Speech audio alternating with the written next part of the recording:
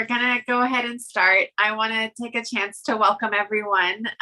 Thanks so much for joining us today for another event by the SAIS Media and Politics Initiative, which is a new initiative that we've started at SAIS just this academic year with Professor Lisel, Hintz, and I. Nargis Bajoli, I'm an assistant professor of Middle East Studies here at SAIS.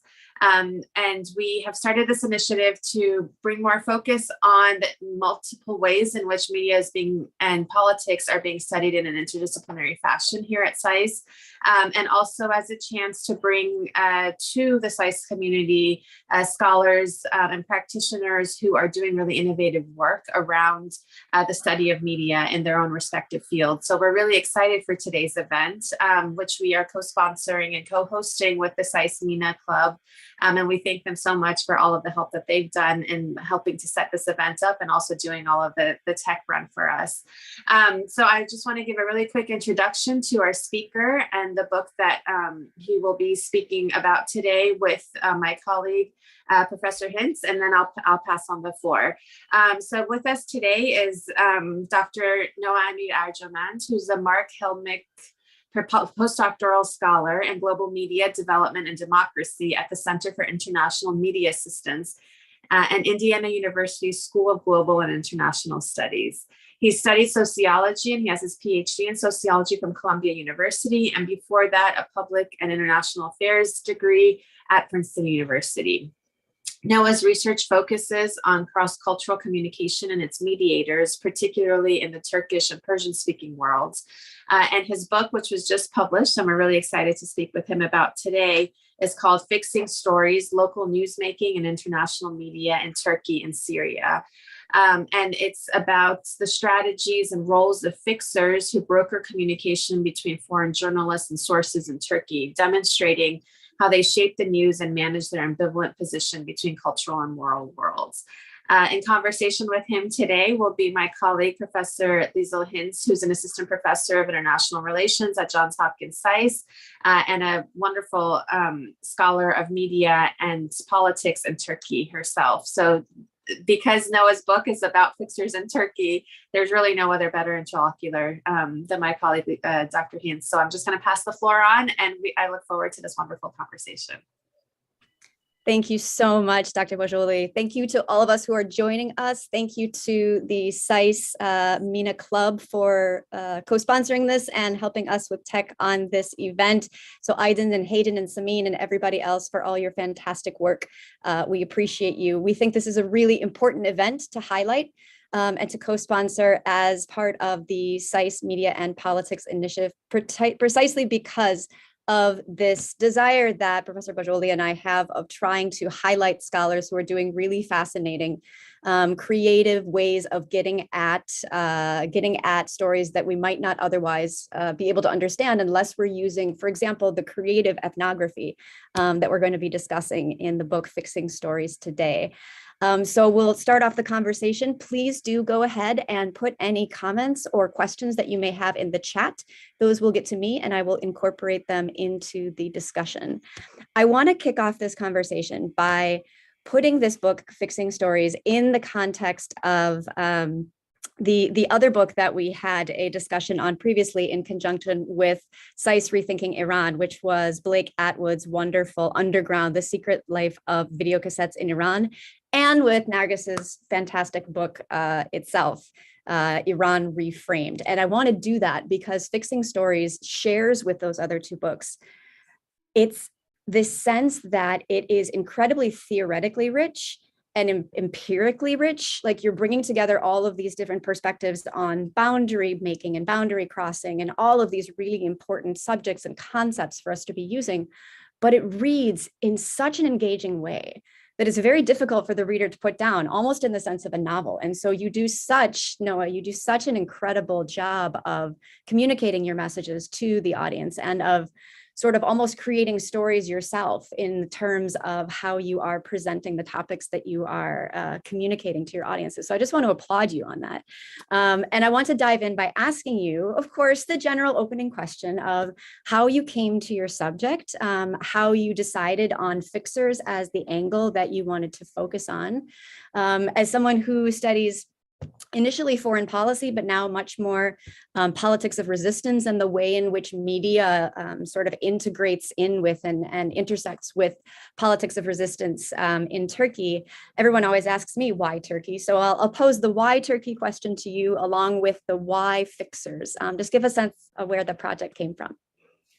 Sure. Yeah. Well, I'm not of Turkish origin or anything myself. The reason for why Turkey is kind of, I'm Iranian American, and I had a kind of general interest in the region, and it ended up being just kind of as a tourist going to Turkey and falling in love, and then finding excuses to go and study the language. And then the interest in fixers, so I've been interested in journalism and in media production for quite some time, and kind of had dabbled in journalism myself when I started to approach this project. But I guess, like you, I kind of went on a journey from thinking about kind of like macro politics. For me, it was about international development, kind of the nation building projects, particularly in like Iraq and Afghanistan, that thought I was going to be doing in grad school. And then it was actually not in Turkey, but in Afghanistan when I was doing research. It was about like a U.S. kind of development project / counterinsurgency project in Afghanistan that had gone wrong, and I was trying to go around, kind of piece together different perspectives.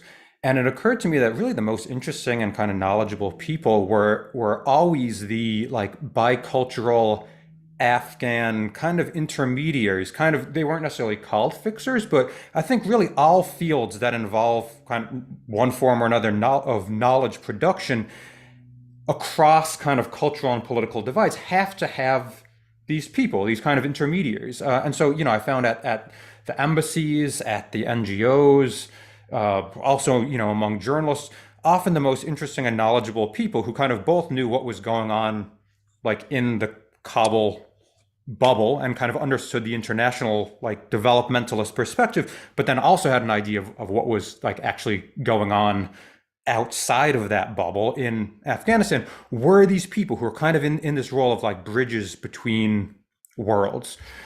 And then I decided to kind of hone in and focus in on fixers in journalism, because in some way they're almost kind of the purest version of this intercultural broker to knowledge production, right? Because ultimately what they're helping to produce is news, which is like public information that's going to shape international perceptions of the places that they're working on.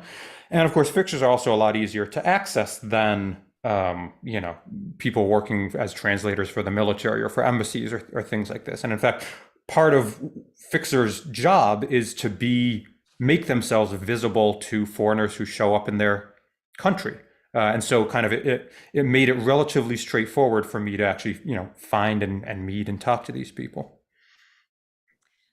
Thanks for outlining that. I was interested in the ways in which you are sort of combining the stories that you extract through this really, I think, fantastic ethnography that you do. So I want to ask you a little bit about sort of how you did that. I'm fascinated that you're doing this ethnography between 2014 and 16 in Turkey, which is, this just tumultuous set of many events affecting domestic politics and foreign policy.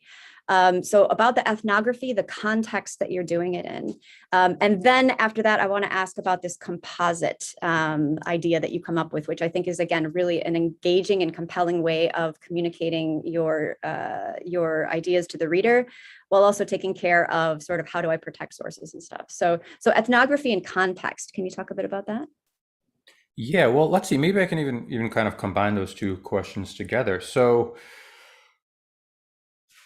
yeah, I think that in terms of, well, first of all, in terms of, going to Turkey, actually from Afghanistan, which is the other kind of piece of the puzzle I didn't answer, was I thought actually I was doing this research in Afghanistan, thought I was going to continue working there in 2014.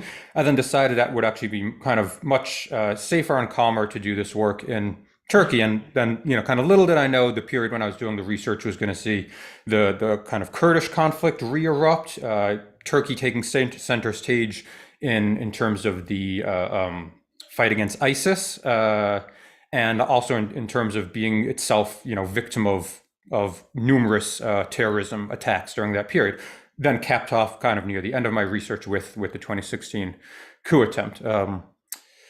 So where was I going with this? I think that in terms of kind of the way that I then wanted to tell the stories of what was going on there, I wanted to make it so that, I think that it's difficult to balance on the one hand, like telling the actual story of a real place and time, and kind of getting into the more abstract theoretical side of things. I think that often kind of storytelling and writing in a narrative style where you're kind of going back and forth between showing and telling can be an effective way to do this, because then, people who aren't necessarily interested in the theory side of things, it's very clear to them why they should care about the theory, because you're telling them stories and then telling them about, kind of helping them to make sense of those stories with social theory, which I think is ultimately what we should be trying to do, is kind of make the stories that we're seeing around us more kind of luminous and make sense in new ways, right? That's hopefully, rather than theory being like the ultimate end in itself.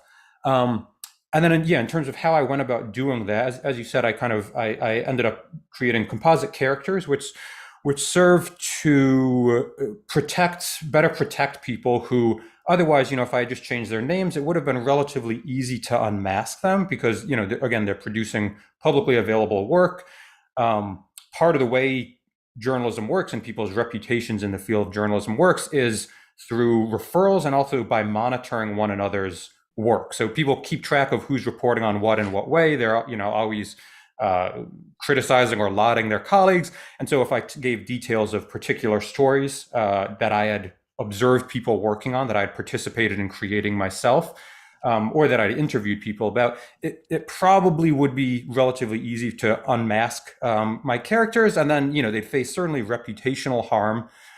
In some cases, maybe even more harm, right? That people were saying things critical of the Turkish government, of, various actors in the Syrian Civil War.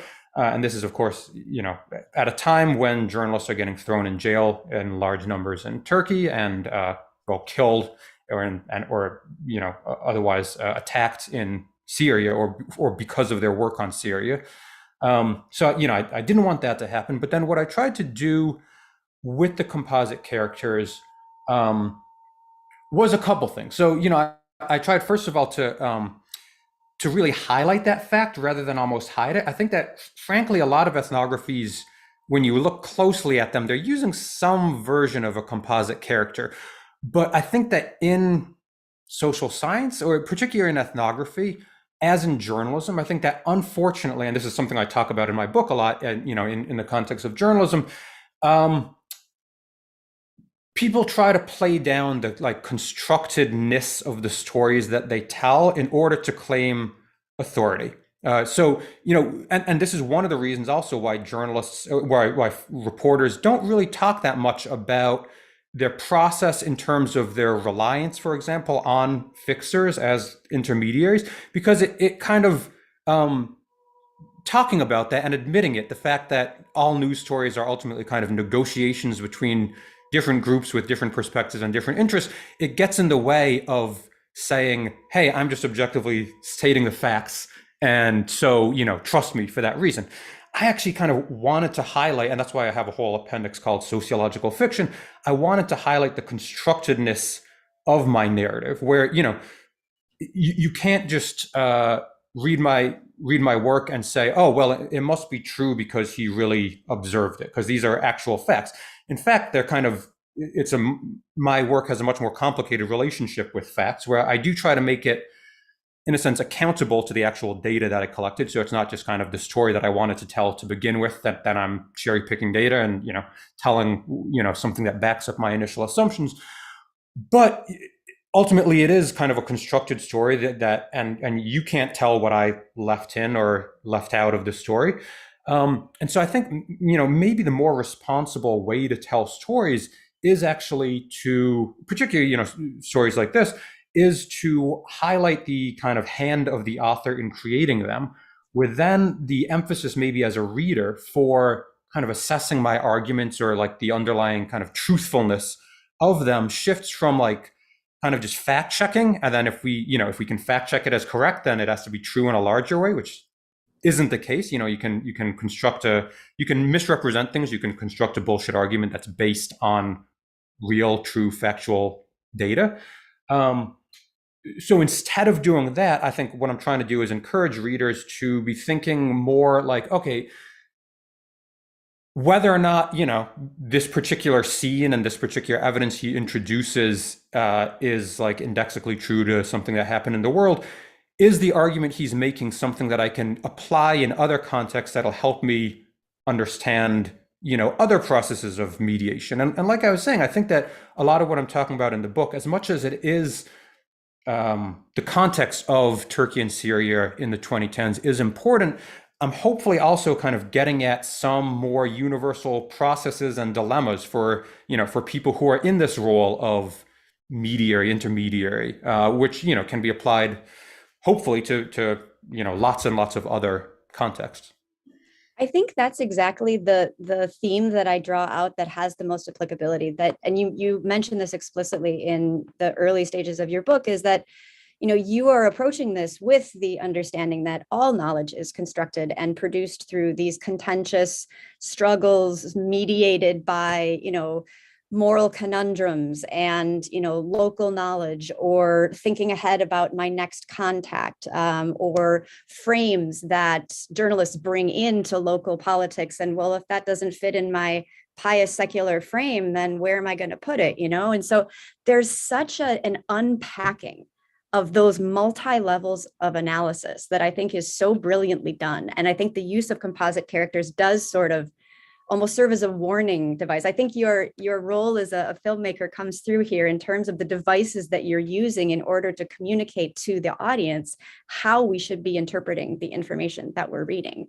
And the way in which the fixers, they're kind of sort of unsung heroes, but they're problematic, and they're kind of protagonists, but they're problematic, but they're also not like these, calculating villains that are trying to, disseminate disinformation. There's this really complex and complicated set of circumstances that is leading to, the news that makes the headlines. And I wonder if you could just recount briefly the opening vignette that you share with Solmaz, because I think that captures so well, and I think it's brilliant as the opening to the book, of how a story that could have been completely different ends up in a major newspaper in a very different way. Sure. Yeah. Well, so yeah, this story. So this is one of my composite characters, Solmaz. I recount the way, kind of early in her fixing career, where she hadn't quite yet figured out how to play this subtle game of figuring out ways to give foreign reporter clients what they needed in such a way that didn't offend or ruin her relationships with local sources. She was hired by a guy, I call him Fred in the book, American reporter, kind of parachutist, as it's called in the journalism, or at least by people who disapprove of that kind of journalism, meaning that there was a terrorism attack in Istanbul at the airport, and he metaphorically parachuted in to cover that report. So he didn't have a lot of contacts. He didn't speak any Turkish, for example. He didn't have a lot of contacts in the country. And so he hired Solmaz to kind of introduce him to the right people, to guide him around, to translate for him, to find him sources, this kind of thing. But what very quickly happened was that their relationship took kind of a wrong turn, where for a weird reason, where she didn't want to go interrupt some people praying, he typecast her, he stereotyped her as being kind of in this little box that he thought he understood of like secular elitist Turks. And so he thought that she, herself was biased toward one side, and she couldn't really be trusted, particularly to report a story where religion was relevant, right? Because it was the attack was quickly claimed by the Islamic State. And meanwhile, so he was kind of evaluating her. She was also simultaneously evaluating and kind of vetting him, Fred, which you see fixers always doing.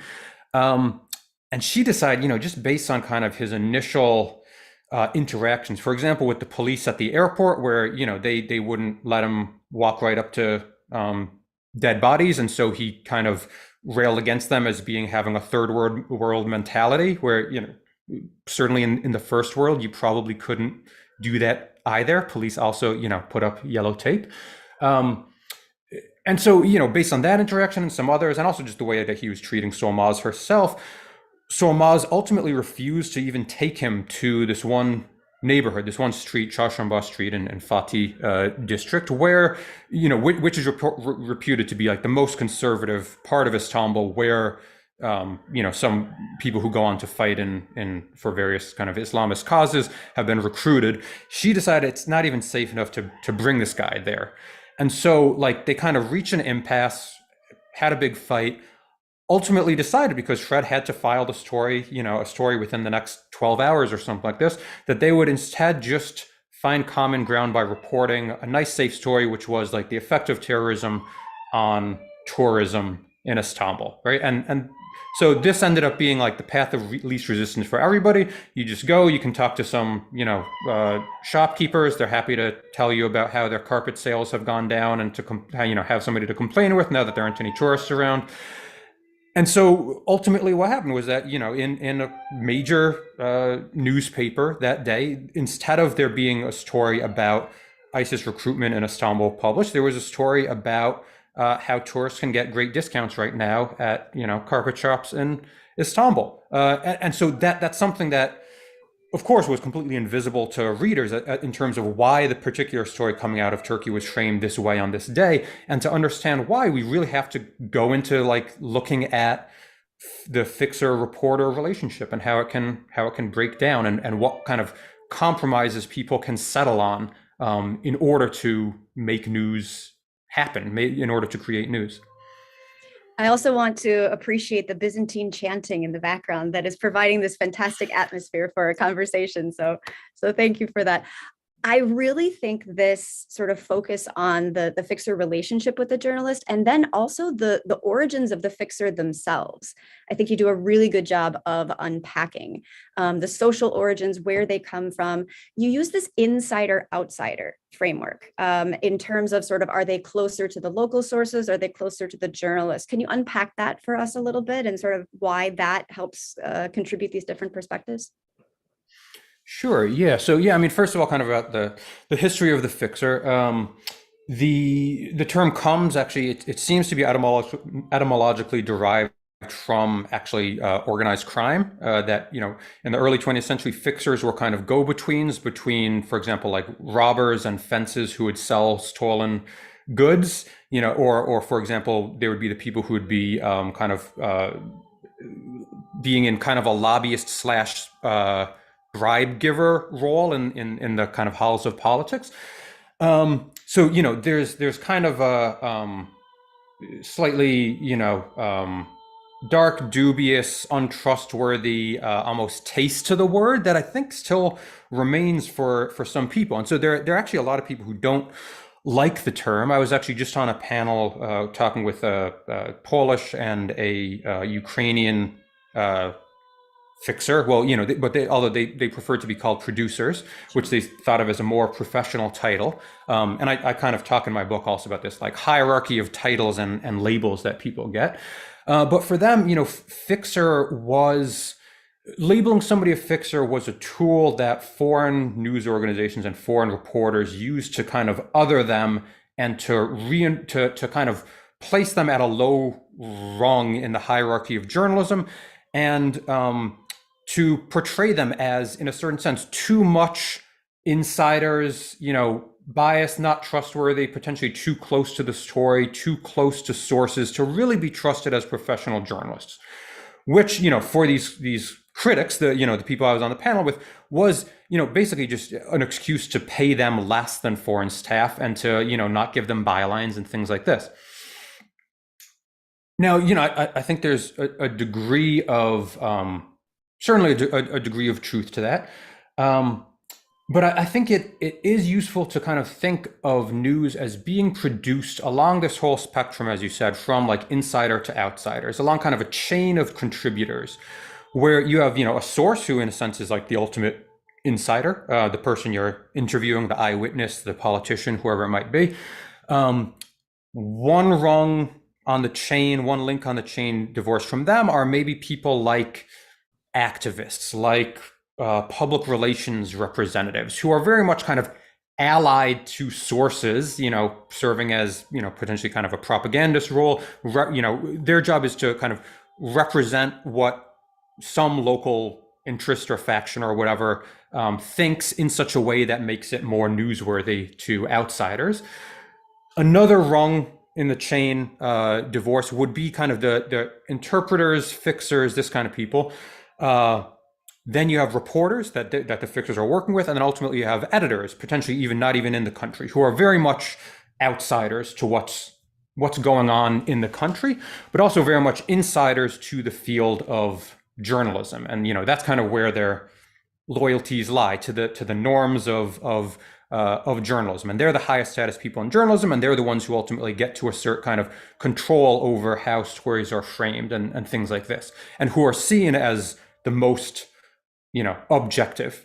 Where I think the whole idea of objectivity really relates to this kind of insider versus outsider spectrum, where the people who are considered too much insiders are seen as not objective. The people who are the more kind of moral, social, even physical distance you have from the actual events that are going on in a country, the more objective you're seen as being. Of course, we should criticize this. Of course, editors also have their own subjectivities and, their own loyalties to particular political causes, particular perspectives, and whatnot. But what we can see is kind of fixers, producers, and so on being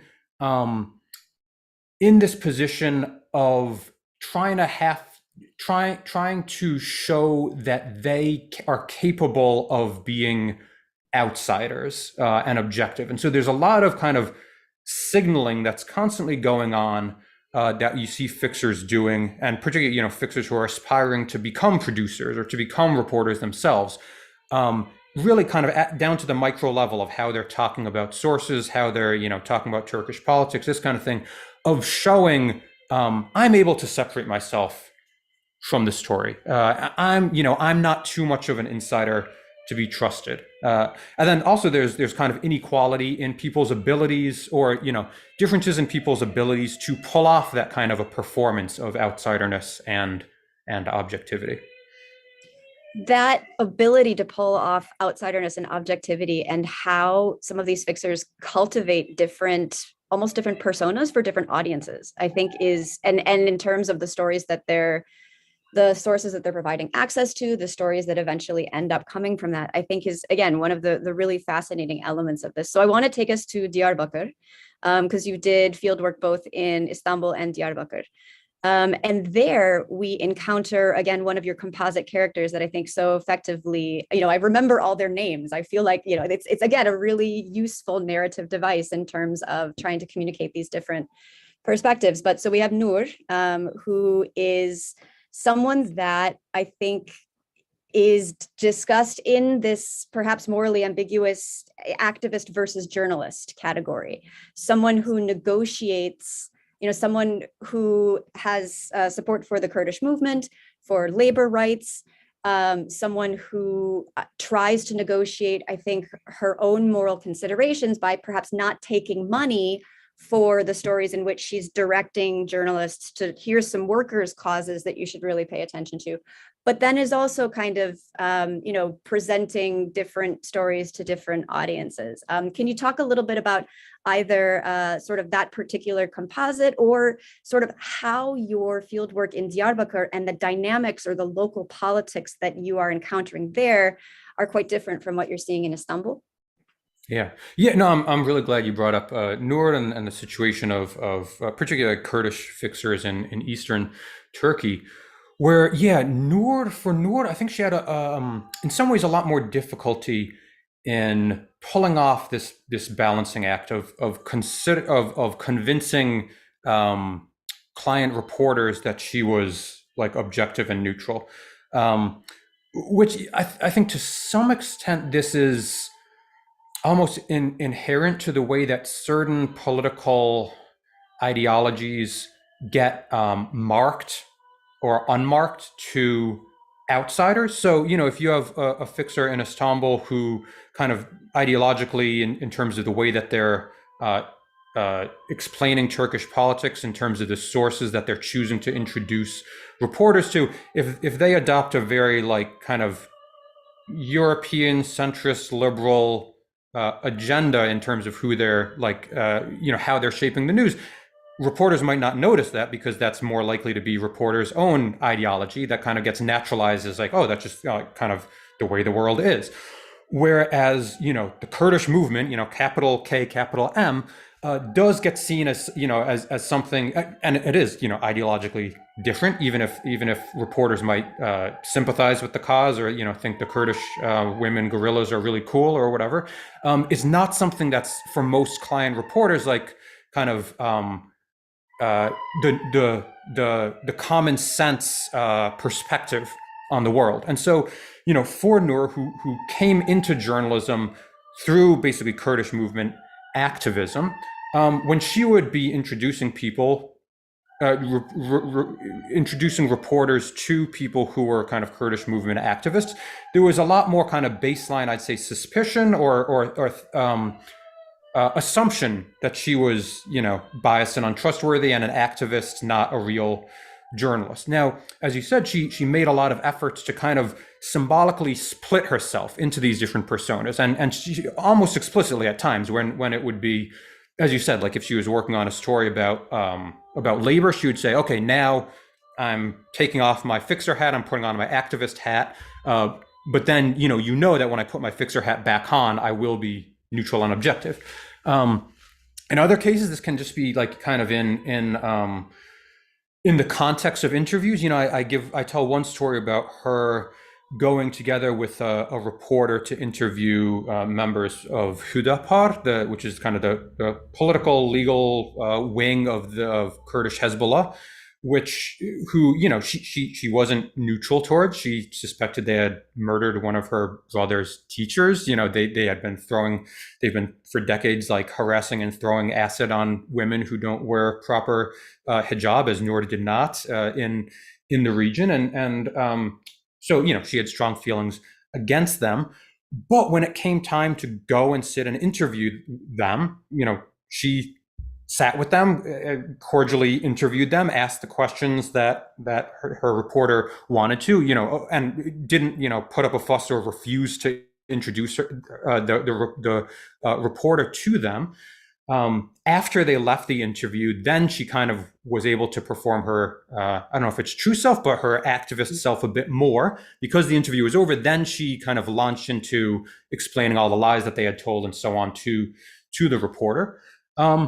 But as you said, it's kind of not necessarily a one-way street in terms of fixers just becoming more, quote unquote objective, getting better and better at pulling off performance of objectivity, or even of substantively being more kind of balanced in who they're willing to introduce reporters to. Because not long after that, I had I talked to another reporter who had worked with her in Diyarbakir, who actually was much less knowledgeable about local politics than that first reporter. And he said, wow, it's really amazing that, the Kurds are all just so much on the same page politically. He had just worked with her. She had not mentioned anything about the violent clashes between Hüdapar or Turkish Hezbollah and, the PKK that had been happening recently, because she didn't need to, because he wasn't expecting her to display balance, or he didn't have the background knowledge to police her on displaying that particular form of balance or objectivity. And then also, I think it was difficult for her at times because, for fixers, unfortunately, a lot of the time, when the time that's almost best for them professionally in terms of getting the most clients are going to be the times when the society around them is in extreme turmoil and facing violence. And so, she got lots of clients in 2015 when the Turkish-Kurdish peace process collapsed. And as barricades were going up in cities and towns in the southeast, and there was incredibly bloody fighting, and the town that she had grown up with was basically under siege. And so performing a show of neutrality and even-handedness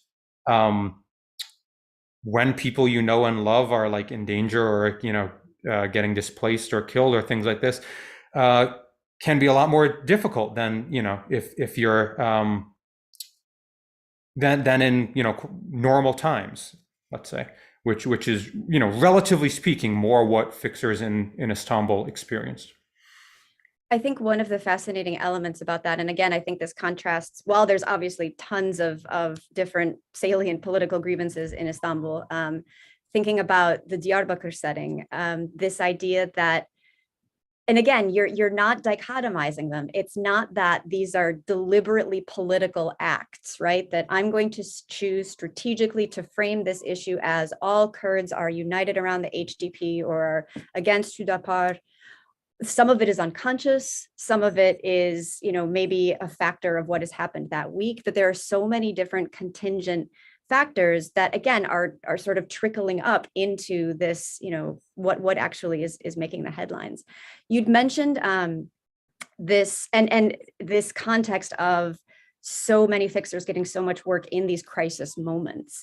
You'd mentioned sort of Noor's story of how she becomes a fixer. And I think one of the fascinating things and why these stories are so subject to so many contingent and multi-level dynamics is there's no like fixer school, people are coming from all of these different origins and they bring their advantages and disadvantages. And some of that is the contacts that they have and the expertise that they have in particular issues. And some of that may be their support that may lead them to, again, not maybe deliberately presenting a particular political narrative, but perhaps having some bias in terms of that. So I want to ask a little bit about these transformative events and how that leads particular individuals into the field, and kind of like the political economy of the fixer. Why are people getting into this? Why are they doing this? You talk about your own transformative moment during the coup attempt.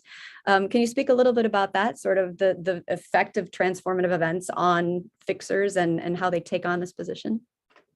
Yeah, well, I think, you hit the nail on the head. What tends to happen is you get almost kind of these different generations or cohorts of fixers for particular places where, even before the coup attempt, another big one was the Gezi Park protests in 2013, when all of a sudden you have, tons of foreign reporters kind of flooding into a country. The demand for fixers outstrips the existing supply. And then people who have never heard of fixer or maybe never worked in journalism or thought they would or anything like this, often because socially they're in the right networks where they're connected with foreigners, maybe they're in the right place at the right time with the right skills. So in Gezi Park, if you were hanging out in Gezi Park as a protester and spoke perfect English, you had a pretty good chance of like kind of getting recruited ad hoc, maybe not even called a fixer, maybe not paid for your work, but getting kind of roped into translating for a foreign reporter, maybe with your friends, maybe with other people. And then for a variety of reasons, some people decide to keep going with fixing. And so, for example, one character I talk about, Elif, who felt that she was to some extent kind of within a like elite bubble within Turkey. And she was inspired by Gezi Park, also by, the Occupy movement, things like this, to be thinking in terms of, the 99%, thinking in terms of like, I need to get out of my bubble and get to know more different kinds of people. And The white fixing Turk really, bubble. the white Turk bubble, yeah. And fixing kind of provided her an excuse to do so, right? You kind of get to, in some ways as a fixer, to transgress normal social boundaries and norms. You get to go and talk to people who you normally wouldn't and kind of, ask them about their most intimate moments and things like this. And so for her, like kind of almost as an adventure or social experiment or something like this, fixing really appealed to her, even kind of money aside. But money is important also. And so, you don't get a lot of fixers who are getting poached from, good jobs at universities or at,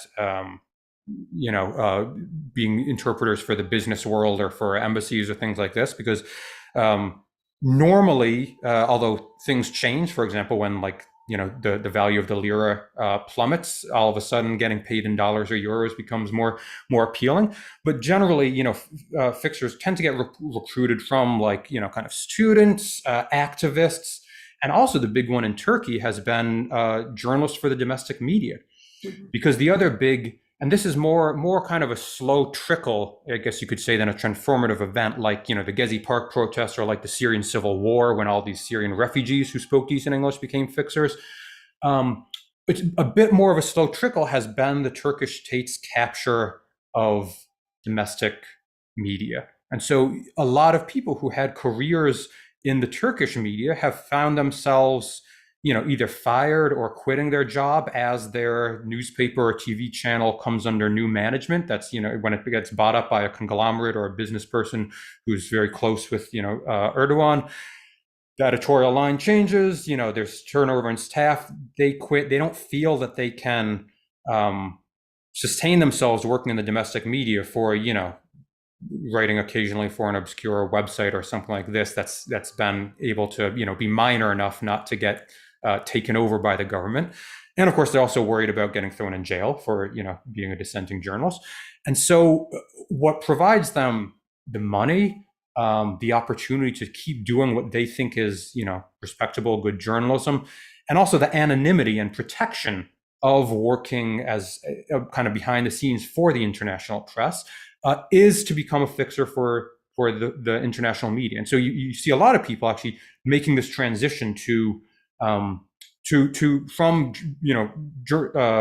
professional journalistic careers in Turkey to working as fixers. And that's something that you don't see at all, for example, in the Syrian case, because there was no opposition media in before the Arab Spring revolutions and the Syrian Civil War to speak of, where then you had lots of professional journalists who were interested in working for the foreign press. So yeah, kind of at the national, regional, even local level, you see these kind of different dynamics in terms of who becomes a fixer and what they use fixing to do or to become themselves. I think this sense of or desire for adventure and sort of how you get access to these, how you can sort of transgress these boundaries and have access to these other communities that otherwise some of these, so-called white Turks, which obviously is a socioeconomic category as opposed to specifically a racial category, but might not otherwise have access to or sort of feel awkward. Now they have a reason or sort of a justification for why they're, interviewing Alevis in Okmedana or something, which I think is really fascinatingly brought through in the book. The sense of adventure and wanting to contribute to something, I think, in a sense, like I think Noor did in Diyarbakir, but as we see in the Gezi Park protests, for me, and with Elif as another of your composite characters, was really indicative of this larger sense of jubilation, of civic participation, of responsibility and duty that people felt during Gezi. That everybody went from kind of, so in terms of transformative moments, I'd been in Ankara at Bilkent University doing field work for my dissertation on what I thought was going to be identity politics and foreign policy. And nobody really wanted to talk about identity. It wasn't, obviously they did in small circles, but not everybody was really talking about it. And then Gezi happens and all of a sudden, you have access to all of these conversations and you have to figure out how to filter them and put them in their own contexts. And then you also see this sort of sense of duty and desire to contribute. So along with some of the fixers and their stories, I kept thinking about like the citizen journalists in Turkey and the group that saw, as a result of what you're talking about, which was the Turkish government's takeover, essentially, of the media, the covering up of stories. And Gezi, of course, is the ideal sort of prototype for that. You have the penguin becoming an international symbol, a symbol of protest, because CNN Turk was showing a penguin documentary. And so that kind of galvanized these citizen journalists. So I really appreciated the focus on sort of the desires of these different individuals and why they get into that. I wanted to connect that sort of sense of how individuals get into that with the conversation that you just initiated about this Turkish media takeover, essentially, and the political economy of that, and to get to Orhan, who's one of the individuals who loses his job, I think a couple of times, but at one point because I think his newspaper is taken over due to a fine imposed on a larger media conglomerate. You also, of course, saw the takeover of Gulen-affiliated media, which you talk about quite extensively. But Orhan's own background as a journalist shapes his role as a fixer as well. Does that give him more access, less access? Sort of what does his previous role as journalist contribute to his ability to serve as a fixer? Is it a downgrade? Does he have advantages? How does that work in that case? Yeah, well, I mean, one thing also to mention is that most fixers aren't just fixers, and a lot of people, these people are also, continuing in some way or another to contribute, kind of as citizen journalists, contributing to websites, maybe writing columns, this kind of thing. A lot of them are still also involved in this kind of alt media sphere that's I guess alt has become a dirty word now, but kind of this independent, let's say, independent media sphere that's emerged in Turkey, particularly since 2013. Orhan, I think, is an interesting character for me in terms of so what he brought to the table as compared to, for example, like Noor, who was very much, in a sense, an insider to the Kurdish movement, had very good context there. He was a bit more of an outsider as a fixer. And so that there are kind of pluses and minuses to that. And the two kind of key, I guess, contributions that I say fixers make, generally speaking, are one, access, providing access, but then the other is sense-making capability, helping foreign reporters to make sense of local happenings. And in this sense, I think Orhan had a big step up in the sense that he already was familiar with kind of journalistic editorial judgment, in the sense of like what's newsworthy and what isn't. And which isn't necessarily the case for people who are, let's say, more insiders to the places they're reporting on, and kind of outsiders to journalism, where they don't know the culture of journalism as well. And so, for example, Orhan would complain to me that he, as kind of a meta fixer, I call it, kind of somebody who would subcontract some of his fixing jobs out to local people. He would complain to me, for example, that I've got this one guy, in a small town in eastern Turkey, and he's just always emailing me these kind of annoying, meaningless bits of information that could never be a news story, or that I would have to work to think of a lot to figure out a way that I could get a client journalist to care about this. So the insider fixer maybe is a little bit less capable of kind of seeing the world through the eyes of foreign news organizations and foreign audiences. Ultimately, like imagining, what is some viewer in Arkansas, as one producer would always refer to, kind of the Arkansas viewer was the model TV watcher for her. What does somebody in another country care about? What do they already know? What don't they know? And how can something happening locally be put into terms that people will care about because they think in some way it relates to them ultimately? So, if you're working on a story about, I don't know, the hazelnut crop not doing well in Turkey, that's not necessarily inherently interesting to somebody in Italy, but if you can if you can pitch it as this is actually going to have a big impact on Nutella sales, then all of a sudden maybe you can sell the story to an Italian media outlet. So making sense of things in those terms, and also just in the ways that you, for example, that you translate and you simultaneously or consecutively interpret interviews. Yeah. Orhan, he didn't even necessarily have the best, most precise English, but there's one section of the book where I kind of go into detail, like showing transcriptions and kind of what gets transformed in the process of translation.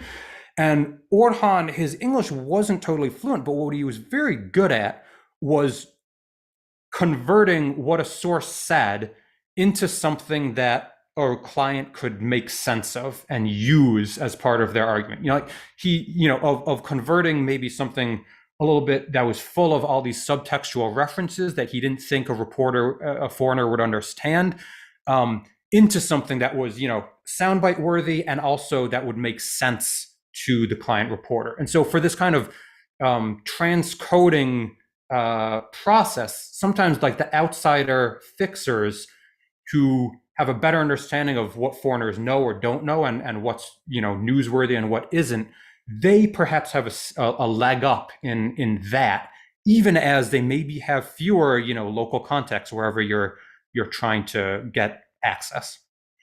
I really appreciated how you distinguished sense making from understanding, right? In the sense that we're not talking about like factual accuracy or, getting the empirics right, but rather kind of framing things in a way that resonates. I think was a really powerful contribution of the book. And also, again, these different qualities that fixers bring. One, Orhan has sort of this ability of sense making. I think it was Noor who can sort of more emotionally connect. There's the story on Kurdish music, for example, and particularly for a radio broadcast, say, as opposed to something that would end up in print journalism. So even the format of journalism and how it's being disseminated can sort of affect how that gets translated. And I love the chapter on translations and the way in which you do include these transcripts that kind of show how things may get lost or mistranslated, and even the timing. If you let someone talk for 3 minutes, how do you and you're not a simultaneous translator. And also, I think, your positionality, your role as fixer, your experience in those roles really adds to your overall contribution to the book, but to that section in particular, in terms of, again, sort of what gets mixed up along the way and how things are communicated, I think is really powerful. We just have time for one more question. So I wanted to kind of go from the Orhan level of mediating and seeing what may translate to the international audiences and international consumers, in a sense, those who are going to buy the stories and then those who are going to disseminate the stories. In what way did you sort of see the global news economy, the political economy of it, the sort of what stories are salient at particular times? This Arkansas perspective, I think, is a really important component of it. But can you just kind of round out the discussion by zooming out and talking a little bit about that global news economy and how that shaped how these stories that we've been talking about on the local level kind of translate out to the international? Mm-hmm. Yeah, and it's worth mentioning, by the way, Lisel was already kind of referring to it, but so to do this research, I work myself as a reporter, where I would hire fixers to assist me and then kind of analyze how they were translating, how they were leading me in particular directions. And then I also work myself as a fixer. And then, part of then, my data, I guess, was my reflections on why I was so bad at it. And, I kind of did enough of it to get a sense of what's stressful and difficult about fixing, never really to get that good at it. I like you were saying, probably the 2016 coup attempt could have been my big breakout as a fixer if I wanted to continue that career. But, ultimately you have to go back and write the dissertation up. But yeah, so as far as the question of the global news economy, well, in very broad strokes, it certainly, it matters that the money is flowing from west to east, and with the money comes the kind of authoritative expectations and kind of the templates imposed on how to interpret, how to frame particular happenings. And so fixers don't have a huge amount often of wiggle room to be challenging reporters if they want to keep their jobs. If the reporters' kind of narratives are not reflective of what's happening on the ground, fixers' abilities to sway them are limited. And that's, particularly the case when relationships between fixers and reporters are short-term, where there isn't the opportunity to really build trust, have long-term relationships where then kind of reporters and fixers kind of learn from each other. The fixer learns how journalism works, the reporter learns and hopefully revises their initial assumptions about what's going on locally. And fixers often kind of feel like they're running into a wall, like Orhan, for example, who, particularly in the earlier years when he was fixing, we're talking kind of 2007 up to around the time of the Gezi Park protests, where he was saying, Erdogan is not this wonderful liberal the way he's presenting himself to be in the EU accession process. And this Turkish model that people in Washington D.C. think tanks are talking about is not actually what's happening on the ground. And look at the way, for example, he shut down the TV station and newspaper or took over that I was working for. But that didn't fit with the grand narrative that a lot of clients were parachuting into Turkey with. And so they would kind of, again, like dismiss him, stereotype him as like this bitter Kemalist who, wouldn't admit that he was on the wrong side of history. And what he then kind of the information that he fed them about what was actually going on, they would kind of dismiss or kind of present as, just like kind of noise interfering with the larger signal of Turkish progress and the march toward EU accession and liberal democracy. And so, very much kind of these narratives get imposed from particularly wherever the money is, US, Europe, increasingly, the Gulf Arab countries like, UAE, Qatar, where now there are major news organizations working on an international level. And then the other kind of big part of the global economy that's changing is that they're running out of money, or they're still very much in kind of crisis economically, the international press. And so there are a lot of kind of smaller mid-level newspapers, for example, places like the Boston Globe, the Chicago Tribune, that used to have bureaus all over the world, and they used to have correspondents who would stay in a country for a long time. And increasingly, there's a reliance on freelancers and also on reporters who are like, on staff and required to cover a huge geographic area where they, if anything, increases their reliance then on local fixers, because it's impossible to be covering, become an expert and have a great network of contacts across all of Turkey and the Middle East and the Balkans, which might be, one reporter's beat, and then they're constantly traveling back and forth. So what we see, in some cases, this is providing opportunities for upward mobility, where then, fixers are getting, deputized as reporters, or they're becoming stringers. They're contributing themselves as freelancers to the press with their own bylines, which some fixers are interested in doing, others are not so much. But I think that, in a lot of ways, fixing is a growth industry, or let's say there are more and more opportunities for local contributors to international news. And, I think to some extent, this is also based on kind of progressive political change where people are trying to self-consciously to decolonize journalism.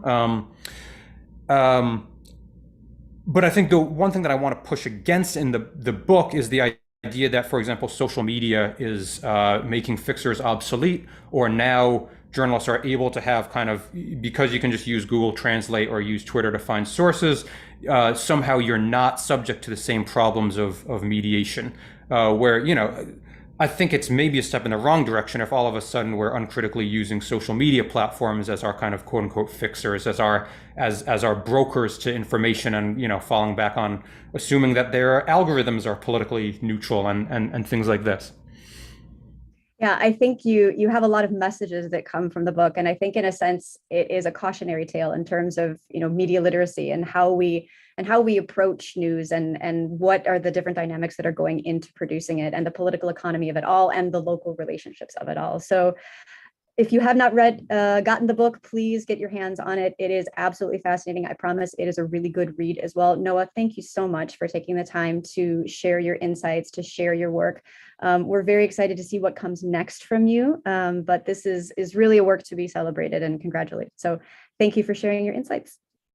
Thank you so much. It was really a pleasure talking to you, and I appreciate such a sensitive reading that you gave the book. So it's always a big boost to feel like, when you see a reader made sense of the book the way that you were hoping they would. So